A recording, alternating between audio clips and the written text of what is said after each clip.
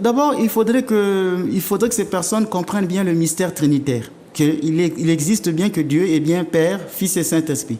Il ne faut pas confondre les personnes. Le Père, ce n'est pas le Fils. Le Fils, ce n'est pas le Saint-Esprit. Il ne faut pas donc les confondre, mais il ne faut pas aussi les séparer. Ne pas confondre, ne pas séparer. Que là où est le Père, le Fils y est. Il y a toujours une relation entre le Père, le Fils et l'Esprit Saint. Déjà dès le commencement du monde, Dieu dit « faisons l'homme à notre image ». À qui s'adresse-t-il? Puisqu'il n'y a que Dieu qui est créateur. Le verbe de la Genèse montre bien, c'est le verbe bara, qui montre que Dieu est le seul créateur. Donc il ne pouvait pas s'adresser aux anges. Quand les gens disent « mais Jésus n'est pas le Fils de Dieu », là il y a un problème, puisque par lui tout a été fait. Et quand Saint Jean dit qu'au commencement était le Verbe était avec Dieu, le Verbe était Dieu. In harki hen ho logos, comme on dit en grec.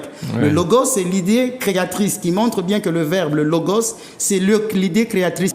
Donc on voit bien que dans les personnes trinitaires, il existe bien la Trinité. Et Matthieu 28, verset 20, le dira, allez les baptiser au nom du Père et du Fils et du Saint-Esprit.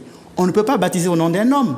Si déjà le Christ parle de 3 personnes, on doit baptiser au nom des 3 personnes, ce qui veut montrer que dans la Trinité, il y a bien une relation. Donc celui qui s'adresse au Père doit s'adresser au Père par le Fils, puisque c'est le Fils qui est le médiateur entre Dieu et les hommes. Pour accéder au Père, il faut passer par le Fils. Voilà, en fait, comme dit Jésus lui-même.